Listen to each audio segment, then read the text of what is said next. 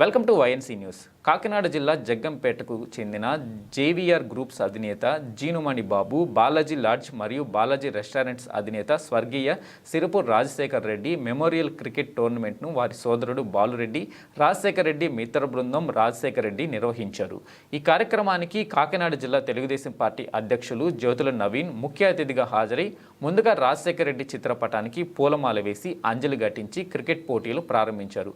ఈ సందర్భంగా జ్యోతుల నవీన్ మాట్లాడుతూ, ఈరోజు ఒక పక్క సంతోషం, మరో పక్క బాధ కలిగించడం జరుగుతుందని, నాకు అత్యంత ఆత్మీయుడు రాజశేఖర్ రెడ్డి దూరమై 5 సంవత్సరాలు దాటినా అదే ఆప్యాయత, అదే అనుబంధంతో వారి కుటుంబం, వారి బృందం అనేక సేవా కార్యక్రమాలు నిర్వహిస్తున్నారని పేర్కొన్నారు. ముఖ్యంగా నాకు మణిబాబుకి రాజశేఖర్ రెడ్డి లేకపోవడం చాలా లోటు అని, ఆయన ఆత్మకు శాంతి చేకూరాలని నవీన్ అన్నారు. ఈ కార్యక్రమంలో ఎస్వీఎస్ అప్పలరాజు, మారిశెట్టి భద్రం, జీనుమణి బాబు తదితరులు పాల్గొన్నారు. ఒక పక్క సంతోషం, ఒక పక్క బాధ.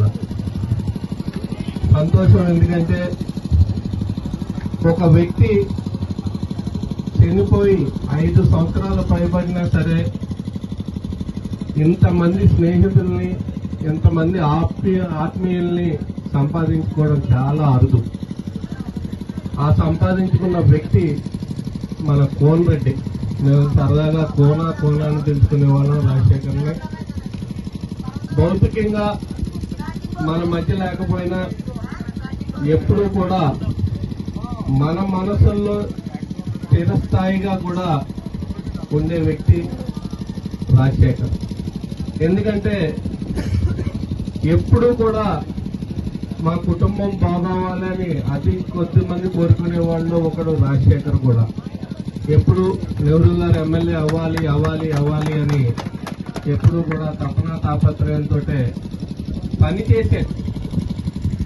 ఏ మీటింగ్ అయినా సరే, రేపు జరుగుతుంది లేకపోతే ఏ భోజనాలు పెడతామన్నా సరే 24 గంటలు కూడా మాకు అందుబాటులో ఉండి వర్క్ చేసి 10 మందిని 5 నిమిషాల్లో ఫోన్ చేస్తే ఒక 100 మందిని రప్పించి కదా, 10 మంది ఉంటారు, 100 మందిని రప్పించి కార్యక్రమాన్ని కూడా చాలా కార్యక్రమాలు సక్సెస్ చేసిన వ్యక్తి ఈ రోజు మన మధ్య లేకపోవడం అన్నది చాలా బాధాకరమైన విషయం.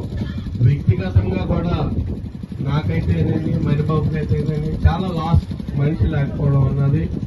ఏదేమైనా దైవ నిర్ణయాన్ని మనం ఎవరూ కాదనలేము కాబట్టి ఆయన ఆత్మకి శాంతి కలగజేయాలని, ఇదే అభిమానాన్ని ఎల్లవేళలా మనం అందరూ కూడా జీవించాలని మనస్ఫూర్తిగా కోరుకుంటూ, ఆయన ఆత్మ శాంతి కలగాలని మనస్ఫూర్తిగా కోరుకుంటూ సెలవు తీసుకుంటాం.